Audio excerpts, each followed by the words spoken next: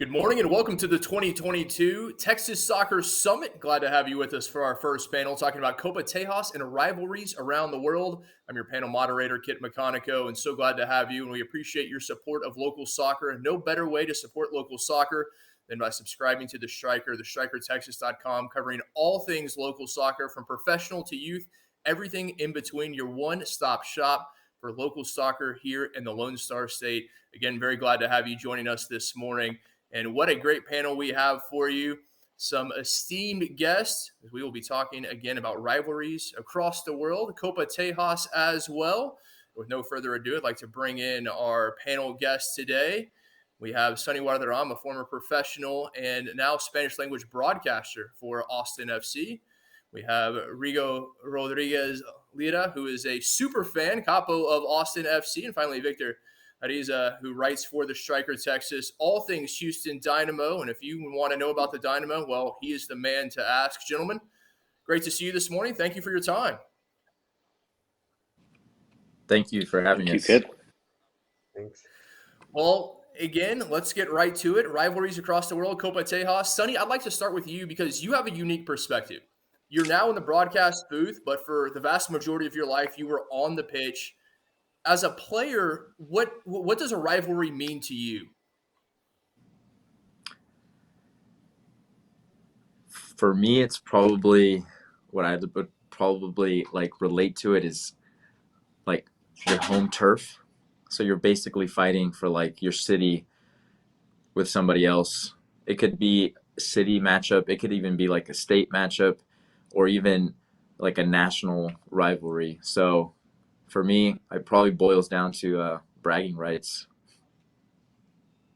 Well put. Victor, from a journalist point of view, how would you define a rivalry? What is a rivalry in your opinion?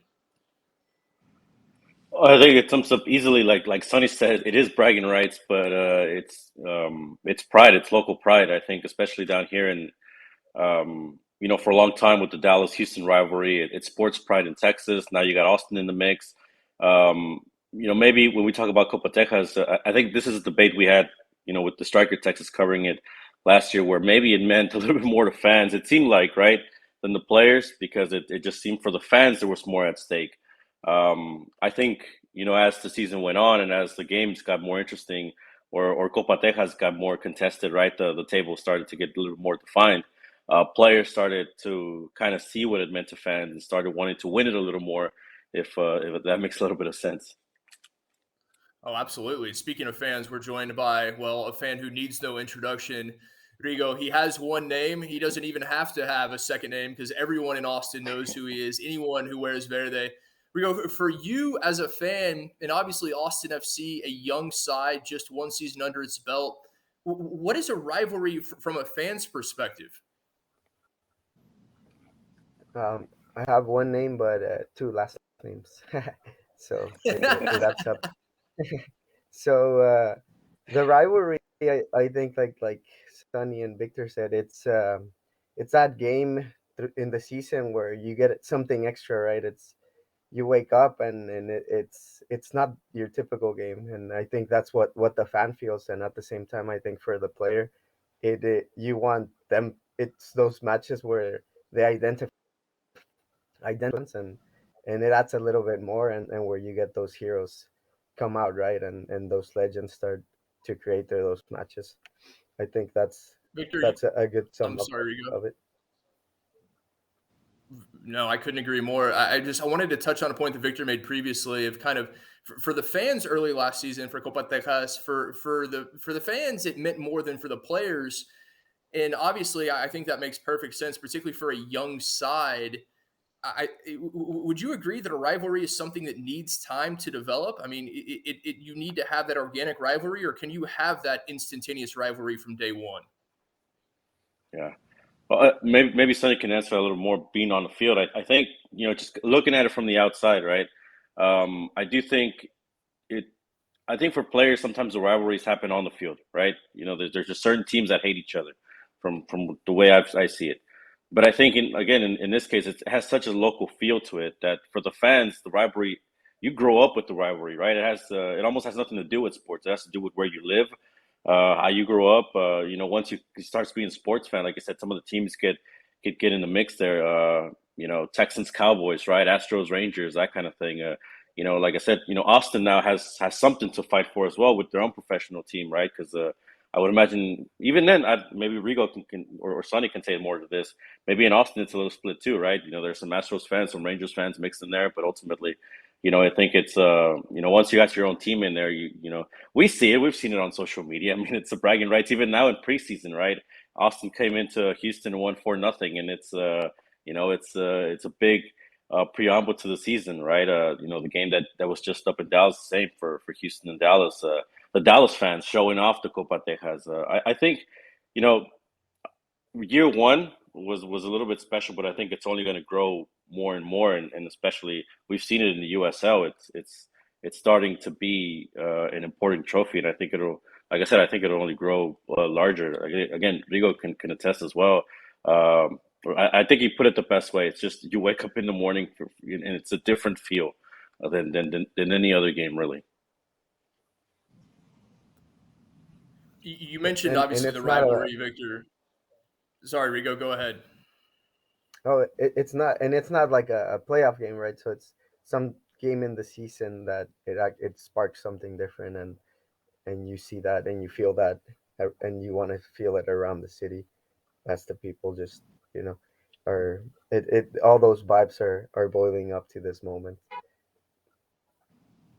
Rigo, for you as a fan, even in year one, did those matches against Houston and Dallas, did they have that extra feeling that you mentioned? And yeah, I mean, it was interesting to see this first year because there's a lot of players that are starting off and being onboarded, and they don't, maybe they don't understand what the team means, right? But then they get here and they're like, oh wow, the stands are full, like it's actually a well organized supporter section, and you want them to feel a game, but it's the first time they ever play it. So for me, like watching just how sort of moving around, I saw other supporter groups very active, and trying, right, or calling for fans, old school fans, and everyone to gather. Austin's coming to town, things like that, right?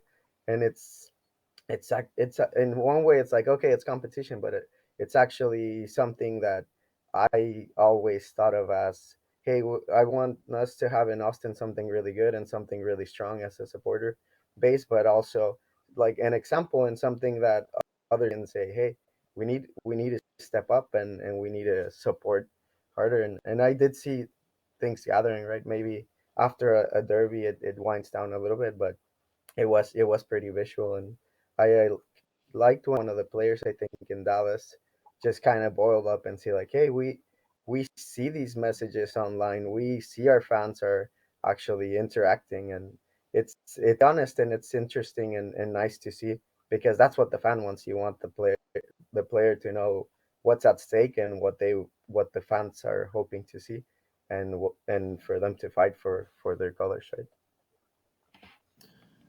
Victor, you mentioned obviously the rivalry between Houston and Dallas, the two largest cities in the state. Everyone knows about those, be it in the NFL, be it in the NBA. Those are longstanding rivalries. And you posed a question, which I think is a fantastic one. Where does Austin fit in? Austin has not had a first-year professional sports team before Austin FC. And so, Sonny, I want to ask you, as a native Austinite, arguably the best soccer player to ever come out of this city, where do you see Austin FC fitting into kind of the Lone Star State rivalry now with three teams, this triangle in MLS? For me, I think Austin should just beat Houston and Dallas, and then there is no rivalry at that point. Uh, I think you would have to, not to sound vulgar, but just basically piss both other teams off to make it a rivalry, by beating them, causing drama really and shaking things up, with the new kid in town, basically. So if Austin wants to really stamp their foot into the MLS, I think that beating both of those teams consistently will start a rivalry. You said it takes time. I think it does take time to become like an actual rivalry. I think the media helps by building up hype around certain games. and definitely the fans, kind of that feeling that Rigo was talking about, kind of more than just a regular season match, almost like a playoff game or a championship game, because you know that you're still fighting for the 3 points, but you're talking about bragging rights, you're talking about pride in your city, you're talking about Copa Tejas at least being able to come home with a trophy like Dallas did, even though all three teams in Texas didn't have like a great season, but at least winning something helps kind of moving forward for the next season. You mentioned Copa Tejas. I'd like to talk about a bit in the USL teams that Victor alluded to. They've had a bit longer history, with the exception of Houston and Dallas in MLS, but now with the new addition of Austin. And I've seen this up close in USL, the Copa Tejas, and it seems that it's really taken hold, maybe in part because they've had that extended time to play each other. They've been able to develop those rivalries. And Tata Martino, when he was at Atlanta United, he kind of joked that there aren't rivalries in the MLS simply because they haven't had time to develop those. How would you all respond to that? He needs to check himself a little bit.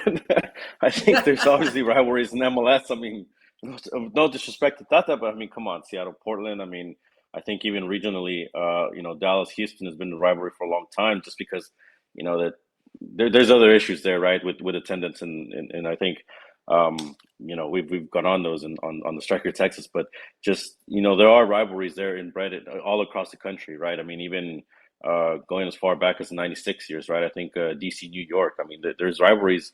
The diehard fans feel them; they know them. Maybe again, it doesn't get as much media attention or any of that thing, but Atlanta was a new team. They just got into the league. Maybe they didn't have any direct rivals at that moment, but I don't think that says that there's just no rivalries in MLS. Of course there is, and I think others begin to build, right, some rivalries you didn't think. For example, Houston, right? I don't think anybody ever expected there to be a rivalry with Kansas City, and all it took is a couple of meetings in the playoffs, and it just kind of suddenly took off. It's always a match now that Houston, Kansas City. You just can't. There's hate in there, right? Maybe respectful hate, but there's hate in there. A little bit different than what it is with Dallas, where it's just kind of like animosity within the state, where it's just, again, Houston versus Dallas, just things you grow up with, just living in Texas. Victor, obviously you brought up that Houston-Kansas City rivalry, and it brings a great question to my mind. How important is proximity in a rivalry? And obviously everything's bigger in Texas. Houston and Dallas aren't particularly close. It's not like New York and DC and some of those, and you talk about Portland and Seattle. But do you have to have that proximity to have a rival, or can you have a rival on the opposite end of the country?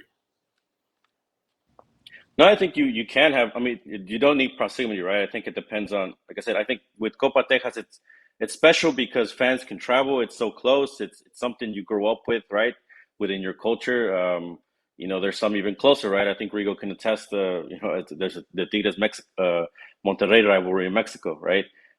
Sonny can attest to matches in Mexico. Maybe Santos didn't have as close rivals, but there's matches there that just kind of the fans feel it. It just they let you know, and I think that's a big part of it too. Right? When Rigo was attesting to it, the way fans, because I mean, look, media, we can only sell it so much, right? We can only talk about it so much, but the fans, the way they show themselves on game day, right? Sometimes the messages in the supporters section, those are the kind of things that end up growing it, and the players taking it on as well. I mean, it does take everyone, but I think it kind of escalates from one point to another, right? The fans kind of get into it. The media translate that message. The players, have their end, have their say. The media translates it back, and it's just it all brings it full circle. It's a great point. Rigo, from a fan's perspective, you mentioned some of opposing players maybe seeing some messages on social media and the impact that you're having. I think that's what all fans want and think they have. Maybe not always the case, sometimes too much the case, having an impact on what happens on the pitch. For you and the supporters of Austin FC, what is your goal? I mean, do you have a higher expectation for yourselves and the impact that you have in those rivalry matches? Yeah, I think with it is right. Like you, since you have all this build up the game, like when you're in the stands that you're gonna have to give it your best day, right? Like we don't, at least in Austin, we don't take a break. But when we're there and you feel the stakes and everyone's just, looking towards the rival in the section sometimes up there, or or seeing like how many fans do we have, how many fans does the other supporter section have, and you feel it. And I think a really interesting thing that Victor said about the Monterrey rivalries, it's like, it's kind of how it felt last season. Before, in the past, being a Tigres fan, what saved the season for Tigres? They were going through rough patches, and what saved the season was winning that derby. And it was like we won it, and it would make people happy. And last season for Austin, it was a learning process, but those Texas rivalries kept that hope and kept that excitement till the end of the year, right? Like we had Copa Tejas 2 matches before the end of the season, I believe, and it was like, hey, we have hopes to win this banter battle that we've been having and we've been seeing. Personally, I try not to jump in, but maybe just a little bit. But you do start feeling that connection a little bit, and like y'all said, like you need a kick in the game or something that just gets the fans off the seat and creates some passion inside you. That's like, hey, ref, like that should be something else. And that's where those moments just become something engraved in you, and that you remember as a rivalry. Sonny, from a player's perspective, you often hear the saying, well, if we beat our rival, the season isn't a loss. We can lose every match, we can be at the bottom of the table, but if we beat our rival, it's a good year. Is that true, or is that strictly from a fan's perspective? If you're at the bottom of the table, probably not a good year. Um, Winning a big match is important. I think that as a player, you definitely don't want to lose those. Those are the games that prior to the match, a week before the match, the owner of the team's coming down. He's talking to you. He's telling you how important this game is for him, how big it is for the city, how big it is for the club, maybe even offering you money to win the game as like a bonus because that's how much it means to him. Um, I've had that happen a couple of times, and I think it's not like you save your season, but definitely helps um, to win those games for sure. But soccer's people have short memories, so if you win the rivalry, great. The following week, they expect you to win again. So probably not saving a season, but a big game for sure. Maybe 6 points mentally. So the 3 points that you take for actually winning the game, plus another 3 points in morale. Sonny, follow-up question for you. Obviously, players are a lot closer than sometimes fans think. Players know each other. Sometimes they're good friends. Sometimes they train together in the off season. If you're able to beat your rival, are you talking smack? I mean, are those bragging rights the next time you see those guys on the opposing team, or is it just kind of, is that swept under the rug and you move on? I think that we should have a little bit of more smack talk here um, in the U.S. just to hype more games up. Not necessarily talking negatively about an opponent, but maybe a little bit more confidence. I think it just gives more. I don't know how. I don't even know how you say the word in English, but causing more drama maybe prior to the game. But for sure, I think there's some trash talking, especially if it's your friend. You're gonna probably send them a message. If you scored, you might send them the video of the goal.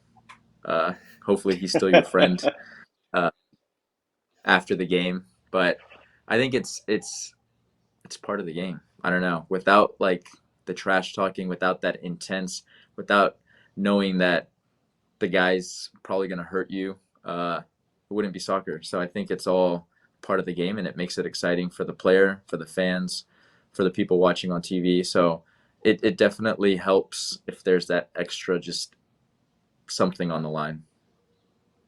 How big a part do you think the media plays in that? You mentioned that, and we all agree that the players, obviously, they have to get it done on the pitch. The fans do their job in the stands, and we all kind of talked about this earlier, that everything plays its role to get this snowball rolling downhill. And Victor said it earlier at the beginning, maybe if you don't have the history, if you don't have that long-standing, well, let's be honest, hate for your opponent, the media kind of has to kickstart things. Are we all in agreement on that? I Victor, think it helps. from a I think. journal, please continue. My apologies. Yeah. No problem. I was gonna say I think it helps. But I think the media can only feed off of the material that the players give them, that the fans give them, right? I mean, there has to be something there. That's why I think the fans bring the color, right? They bring the visual. They bring the flags. They bring the smoke. They bring everything just kind of to hype up the game. The players give it an extra kick with quotes, with the way they talk. I think last season, right? I think, or maybe it was a couple seasons before, but Paxton Pomako up in Dallas, right, saying I just hate Houston, right? I mean, that for Dallas fans, that's what they want to hear. That just something as simple as that. That just kind of takes it over the top. I think down here in Houston as well. I mean, I think maybe not in recent years. Maybe that's something that the current team has to do a little bit more. But I think. Well, Derek Valentina said it, right? He said, I mean, I hate Dallas, right? I'm a Philly guy. I already have a natural hate for them. That kind of comes into play. AJ De La Garza before then, I think, made fun of the one of the kids that had the stars on him. He was like, that's the only way Dallas will have stars on them on their jerseys. I think there's little things like that just kind of take it to another level. Like I think I agree with Sonny. I think there needs to be more of that in Major League Soccer. I mean, yeah, there's no foul, right? I mean, it's all in good fun in a way, right? It's all for hyping up the game. I mean, there should be more trash talk. I think the fans enjoy it. I think it endears them more to the players, and I think it only builds it up a little bit more. Um, Especially with a league like MLS is trying to grow more, that's trying to get more games on national television, trying to get the general public to buy in. I mean, like, again, in the other leagues, this is a big part of it, right? I mean, Celtics, Lakers, what have you. I mean, uh, Yankees, Red Sox. I mean, this is just something that it just builds and builds and builds with each passing game. I think it's, um, I think there's rivalries in the United States, right? Like Portland and Seattle that have just done it well.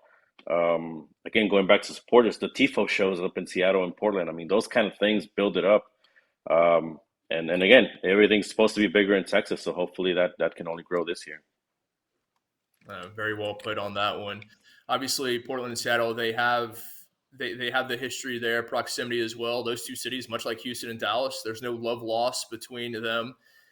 For again, I bring in Austin and how Austin FC factors in, because obviously Houston and Dallas have their rivalry, and it's not just a soccer rivalry; it's a city rivalry. It's more than sports. It's the cities, and I mean everyone in Texas wants bragging rights. So Rigo, from an Austin fan perspective, how does Austin assert itself? I mean, is there any way that Austin can really just put its stamp on this rivalry aside from just beating both Houston and Dallas, as Sonny said? Yeah, I mean, it was kind of because you jump in as Austin and you're new, and like I said, we started off as a big fan base. We knew the stadium was going to be full. As supporters, we knew like, hey, have a good base, and we need to have something easy for people to follow, and something exciting for people to follow. So seeing Houston and Dallas, like I said, trying a little harder, and I think that's what's making that rivalry happen, right? Like them seeing like, hey, these guys are showing up in numbers and trying harder to show up for these games, and I think that's kind of what's boiling down to.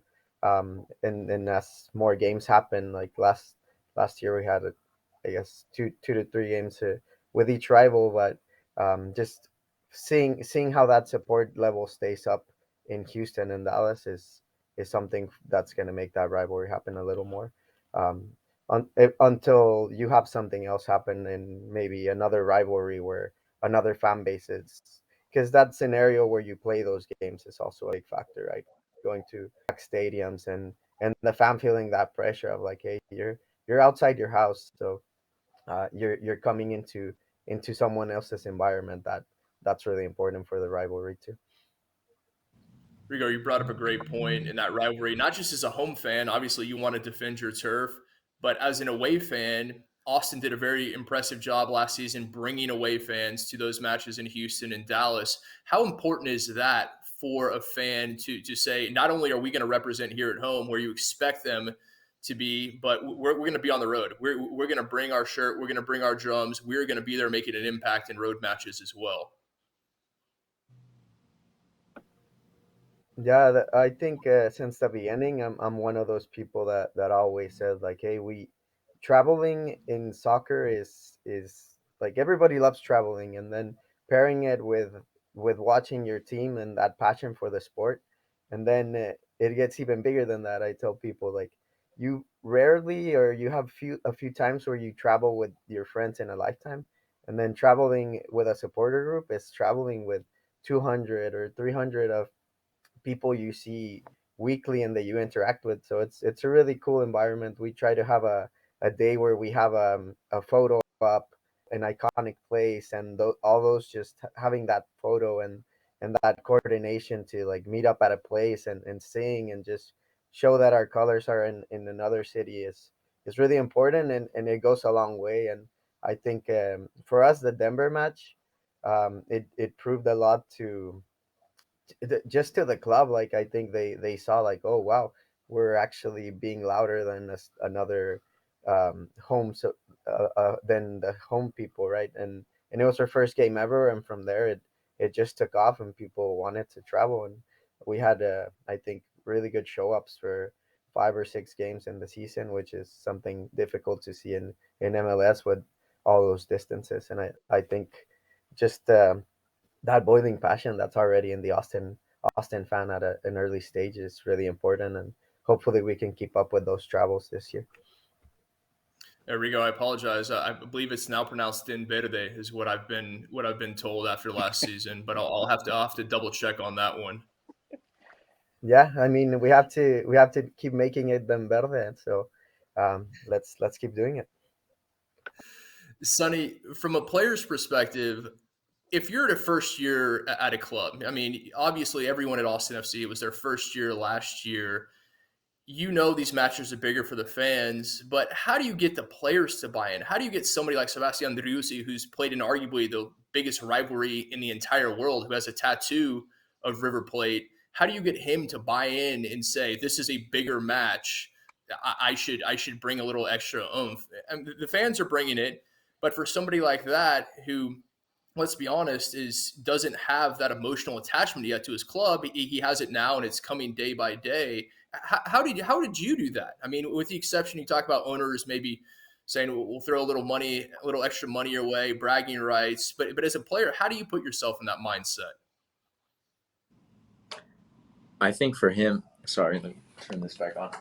Uh, I think for him, it's important to, I mean, first of all, he's a professional athlete. Second of all, he's played already in huge rivalry, so he knows what it means. But I would say I would probably look towards the fans because, I mean, I'm obviously at the games and I see how much it means to them and how much support they give to the team and how they travel. Like, if you're going to another team stadium and you see the amount of fans that Austin FC brings to games, like, that's got to mean something to the players beyond the money that they could get extra or whatever. Just knowing that people are taking like their time, their money, uh, they're like just giving the team that much importance to be able to travel.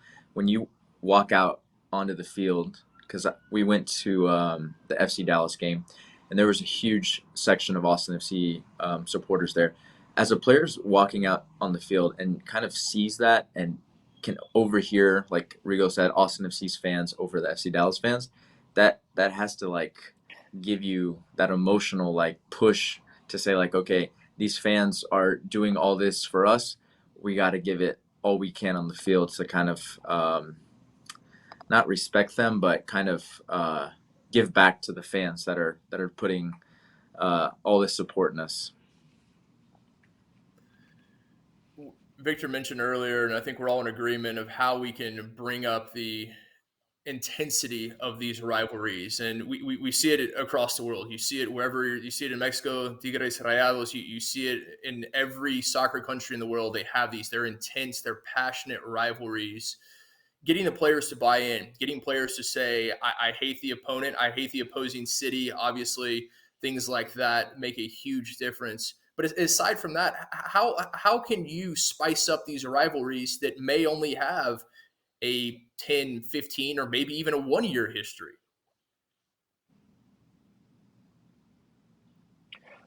Yeah, I think like I said, I think it just kind of, there's little things, right? I think it's from our standpoint, just media, it's our job to translate the message.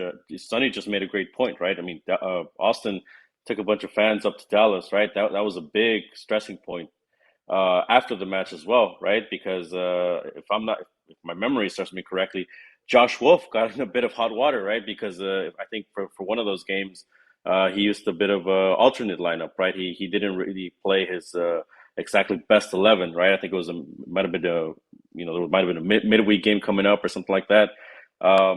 And again, after the game, kind of fans were a little bit disappointed. The media asked him after the Austin media asked him after the fans, your lineup choices. Why didn't you go with your best team? It's one of the Copa Tejas matches. So on and so forth. And I think that's kind of how it just naturally starts to build, right? I think, like I said, players. There's not just players; it's also coaches that have to buy in. I think maybe after that game, Josh Wolf kind of got the message that maybe this one means a little bit more than what I thought, right? Just like in the same way that Rigo just said when they went up to Denver and they packed the place up there, the supporters section, and maybe the front office is like, oh, you know what, maybe this one, maybe this team means a little bit more than we thought. I mean, I think maybe Sonny can talk a little bit more about what it means in the locker room, but I think those are the little things that just kind of start building it up a little bit naturally. It's just it makes it hard to ignore, right? It just makes it hard to ignore those things. How big do you all think social media is in these rivalries? And Sonny, not to date you here, but social media maybe not as big when you were playing as it is now. Again, I apologize, my friend. And not to say that it didn't play a factor, but right now every fan has a voice. I mean, Rigo's talking about it, and everyone has their opinion. They have their voice. They can make it heard. They can make it amplified. How big do you all think that is in generating these rivalries, particularly at the beginning?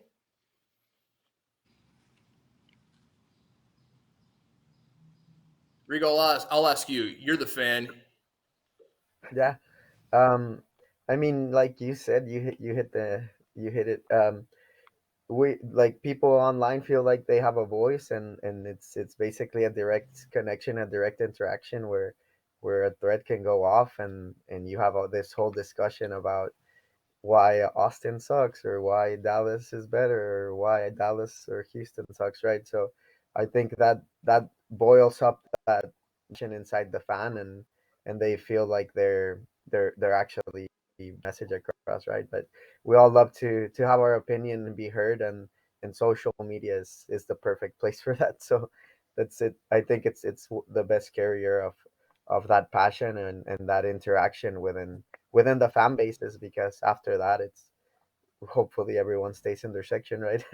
But it does boil into that, and once you're at the stadium and after all those interactions, you're ready to support your team even more, and prove that who has the louder voice, right? Like it's about that fan's voice and what they're doing, and everybody has to do their part for the rivalry matches to be one, and we want those players to understand that always, and to like Sonny said, look up, see what how the fans are not stopping, and that's the whole point of it, right? Like we're not stopping just as we expect the team to keep fighting for us, and like we're fighting for them, and having that bass drum in the back of their ear, like, hey, it's the heartbeat, it's still going, let's win this match.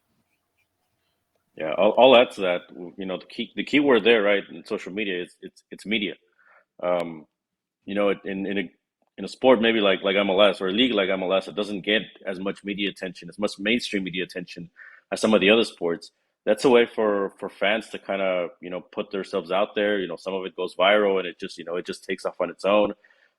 Fans can control the message as well, right? I mean, it just helps. It's helped in this league, right? In MLS, and again, a league that needs more maybe attention from local channels, from newspapers, from radio, just those kind of things, right? It just it helps. Maybe once it goes viral, maybe that's how it helps the maybe traditional mediums, kind of get in and themselves see how important this is to the city, to the fans, to the teams.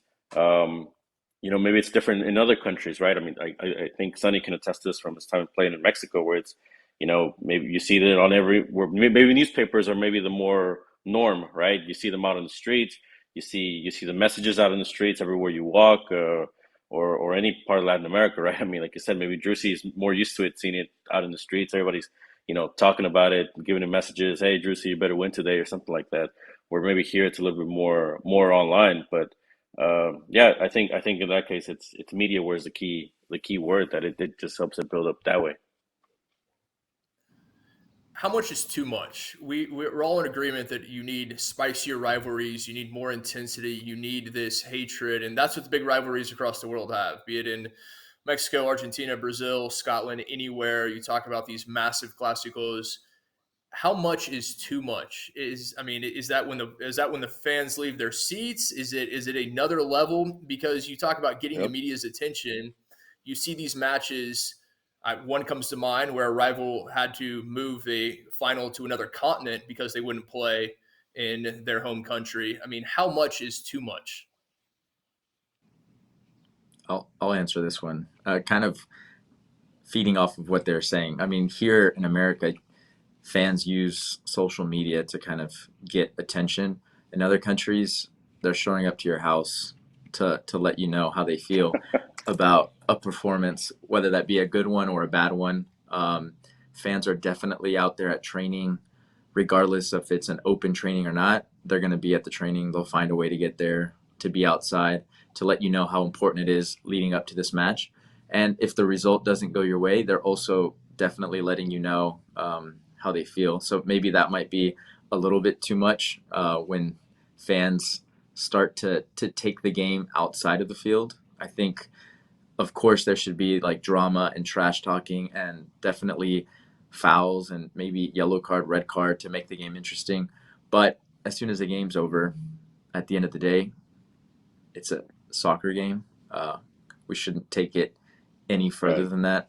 But definitely in other countries, people would say it's not just a game, it's their lives. A lot of people kind of, I think there's a study about this, about a team like in another country where their week of like happiness is based on if the team wins or not. So people from a certain team are more likely to be happy throughout the week depending on the team's result. So they just it's more than a game for them. It's kind of like the blood that just runs through them. They might not have any money, but they'll spend whatever money they have just to get a ticket into the game to make sure that they're there.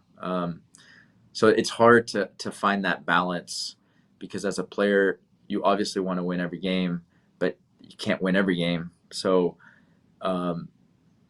if people are taking that like out of context and showing up at your house, that's not as frequent anymore as it was before. People kind of just showing you if they weren't happy or they were happy. So there are limits, but definitely people who just see it's not a game for them. It's kind of like their life.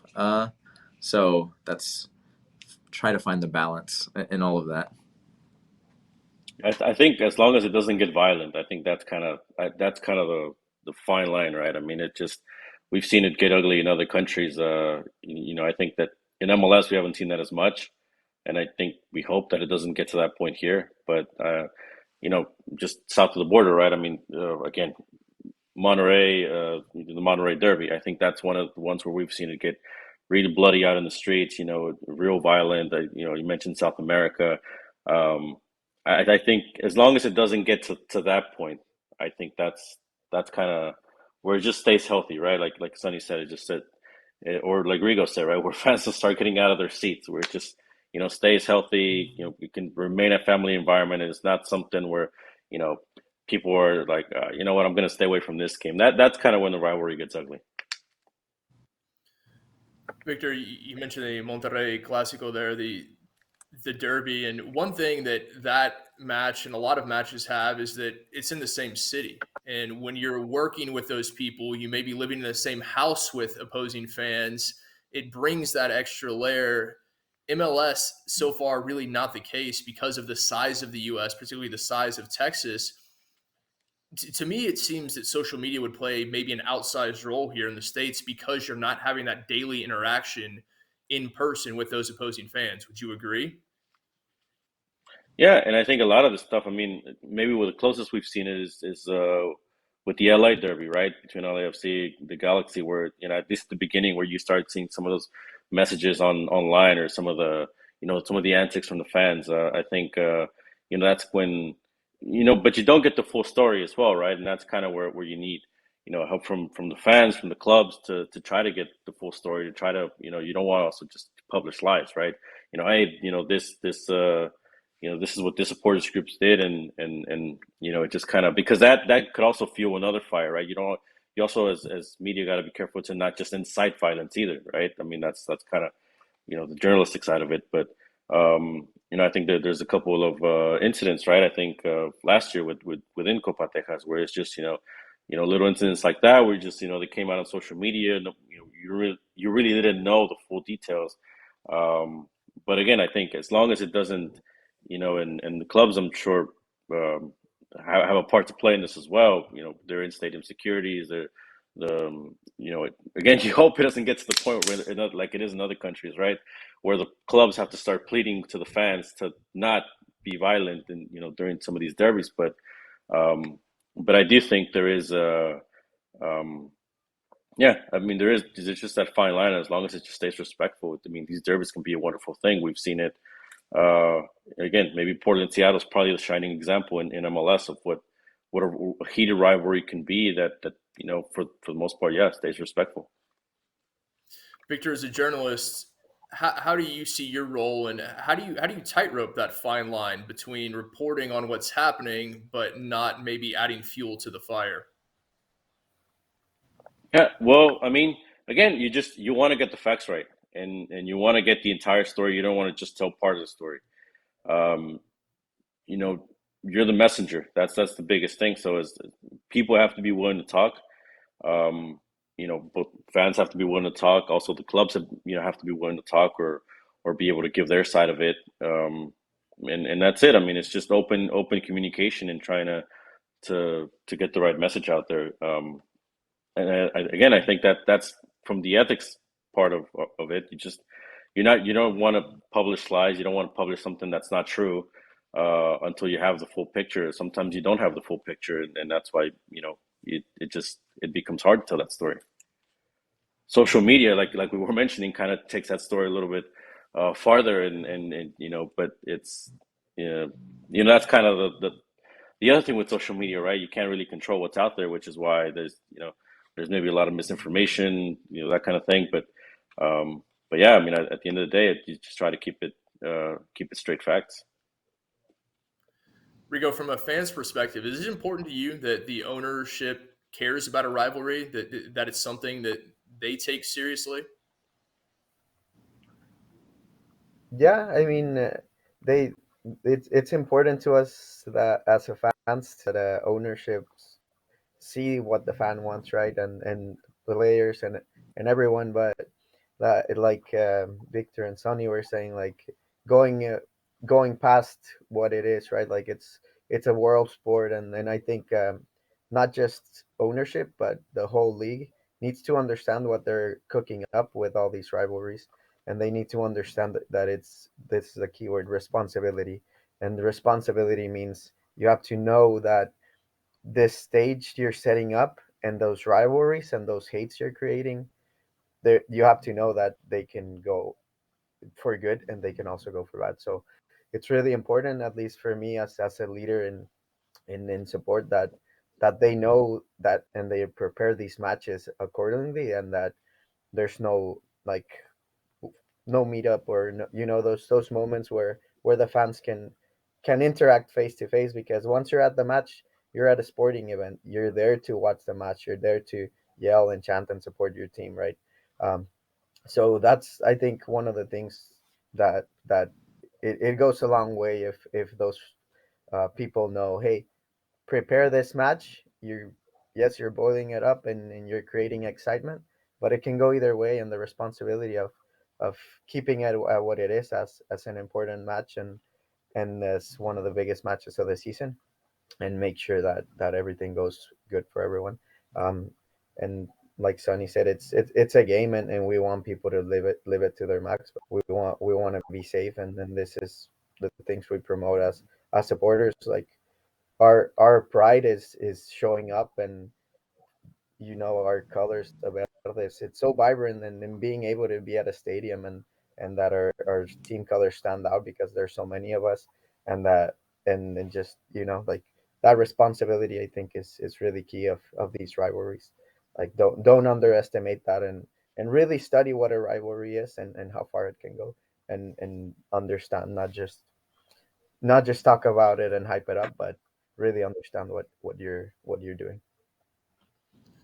I'm very happy to hear you say that word responsibility numerous times. Are you cognizant of what you and the Austin FC fans are creating will have lasting effects to what you're doing now and 1 year in? I mean, the impact it could have 5, 10, 20, 50 years down the road?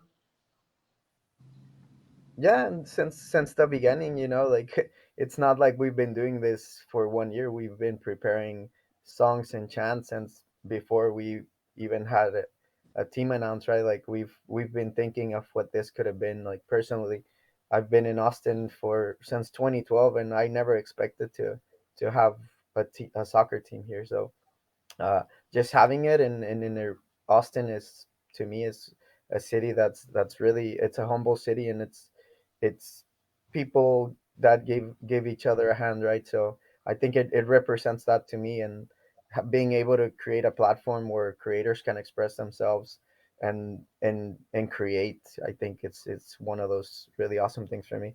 Like if we're painting a tifo, you hear so many people say, hey, I've never painted in my life. Can I still go? Or oh, can I bring my kids? It's like the more the merrier, right? Like you're giving that experience, or you're giving people a place where they can create something they've never done before, and that's what goes a long way, right? And building that foundation where people understand what you're building and what it means. Like to me, I think what I take away from a lot of the supporter experiences, I don't ask for them, but sometimes you hear experiences from a fan, and you can, it justifies all the time you spent, and not just for the team but for a whole community. And I think if you do it the right way, if you do it in an inclusive way, people are going to come back, and people are going to learn the way that we're doing things.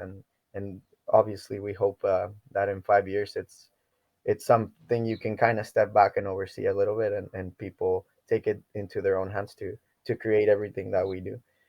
I think we pride ourselves on quality, since year one, and we've been proving it. So consistency is going to be key from here to, I guess, maybe year five, especially with all the people coming into Austin. There's going to be so many people trying to identify with the city, and Austin FC as the place to be for that. You mentioned a few things there, and hopefully I can remember all these to touch on. The first, or the last, I should say, identifying with a city and having that identification. You may be moving to a new city, you may not have that previous identification, and it seems like that's one thing. It doesn't matter if it's Houston, Dallas, Austin, Monterrey, Glasgow. It's that identification that we mentioned earlier, being part of something bigger than yourself. Would you all agree that that is absolutely integral and instrumental to being part of a fan and larger in a rivalry?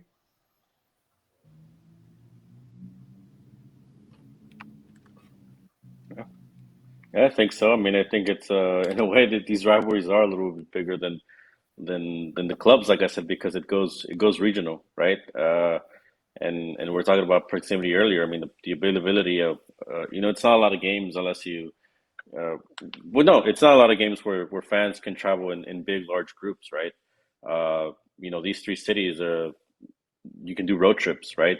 You can do buses. You can, they have that special touch as far as the proximity, but also, again, culturally, growing up, it's just it is a little bigger. And again, it's something that done right, I think it can captivate just the general Austinite or the general Houstonian or the general Dallasite, right? Into maybe that being the gateway into supporting some of these teams. In a lot of ways, it is, right. I remember here in Houston, um, maybe for a lot of the games, so the stadium wouldn't be as full, but the one game that was packed every year, even through the losing years, was Dallas Houston, right? And that's when some of the general fans would come out and like, oh, it's a game against Dallas, let's go because boo Dallas, right?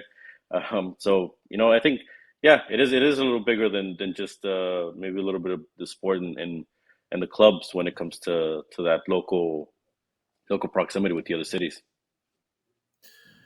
Rigo, you also mentioned the building, and I apologize. I didn't mean to say that it was just last year. I understand all the work that went in before the ball ever was kicked, before the team ever hit the pitch, the years of work from the fan groups. And one thing I saw in Austin last year was the fan group. A lot of times they were the headliners. They were bringing people to the stadium. People were going, as Victor said, maybe they were hooked because of the atmosphere. They went in, and then all of a sudden, the atmosphere is so amazing that they're an Austin FC fan, or they're going to the Houston Dallas game, and they're a Dynamo fan because of that atmosphere. When you were building things for Austin FC, was there a fan group globally that you took inspiration from, or was there a rivalry that you see that maybe you would like to take some elements of? think as a specific thing we followed, I mean, it's pretty because every a lot of it we're not recreating the wheel in Austin, like a lot of our chants come from Argentina a lot, and a lot of teams have murgas a lot, like probably most teams in from Central America and South America and Mexico have murgas. So we're not recreating it. I think what the things we did were more like Austin is very a cultural city and has so many people from so many different places. So we wanted to make sure we brought some of that and had an identifier where people could say like, "Oh, I used to sing that song when I chanted for Cruz Azul or America or whoever." Right? And then that's kind of where some fans relate, and at the same time we have our chants that we make with a touch of Austin, and we have a versatile band of people that know so many different styles of music that we can change up from a certain style to something else. So there's so much there where people can identify, and the concept of like a murga is it's a band for all of Austin or a street band or things like that. So making sure that these groups represented a community and something they could join into, right? Like we like to say, the music, it's well coordinated, it's well done, easy to follow, but the voice is what's the most important part of it. And without that voice, that music is just sound, right? And the what unites the whole stadium atmosphere, having the rest of the people join in and create that acoustic and that voice of our stadium. I think that's what really where that inspiration comes from. It's community oriented. And can you All repeat right, the you second are. question? I would, to be honest, Rigo, I was so enthralled with your response, I completely forgot what my second question was. So if it comes back to me, I was listening to you talking about what you've created there. But if it comes back, I will certainly pose it to you.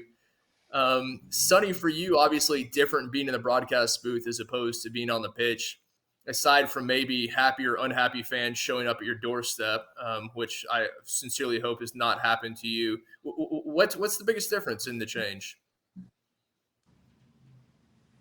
The biggest change from being a player to being in broadcast. Well, more so in these rivalry matches, and more so just kind of looking at this from, and yes, from a broadcast perspective. I know it's different. You may not have the investment you did as a player, but you have a new perspective. And what does that new perspective bring to you? Well, definitely in the rivalry games in Austin, we can't have the window open because the fans are so loud that it's hard to focus, and the noise coming in is almost you could probably hear it through like our mics. So we're definitely having to shut the windows for rivalry games because the fans get so loud. I think Austin's done a great job of, even when things on the field aren't going great, the fan experience at the stadium is awesome. See that from my booth. We have like a great view of the stadium, and we can see kind of everything that's going on bird's eye. And just walking around the stadium prior to the game, after the game, the fans, kind of regardless of the score, are having a great experience. So you know that they're doing something right. I think, just speaking for Austin specifically, I think the team is going to catch up with kind of the product that's in the stands. I think the team is stronger.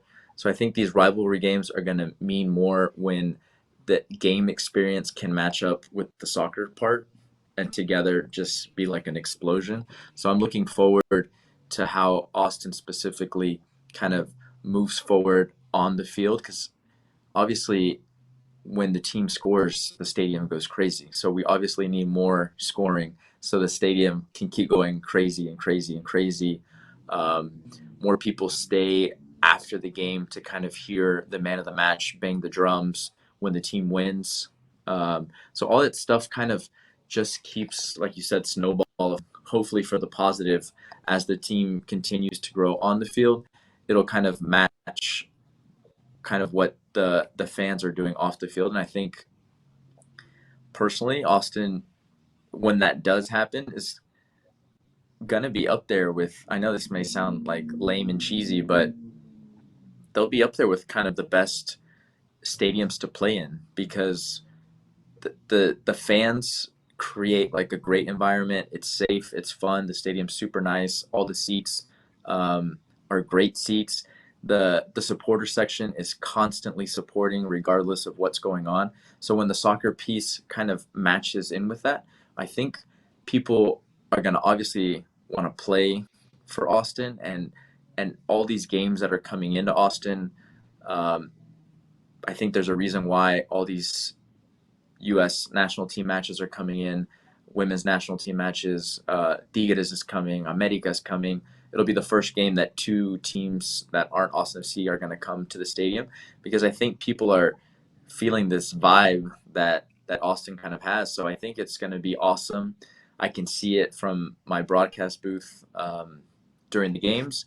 So I'm looking forward to year two, and kind of hopefully the team results can match up with what the stadium kind of gives off during these games.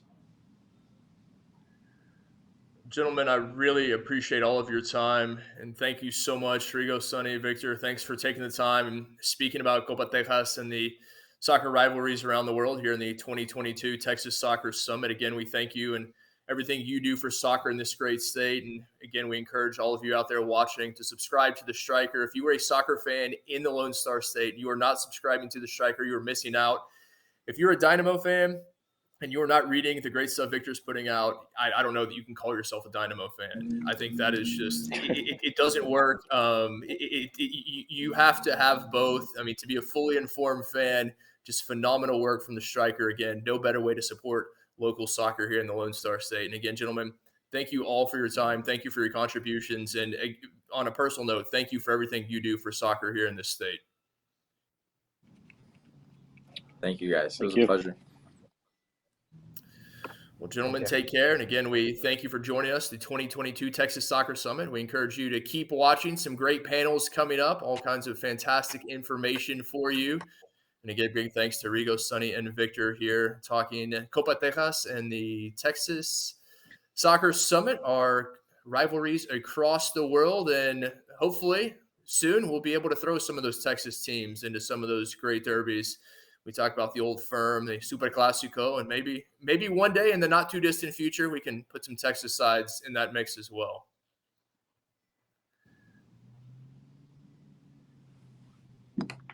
Thank you, guys. That'll be great. Take care. Bye, gentlemen. Thank you.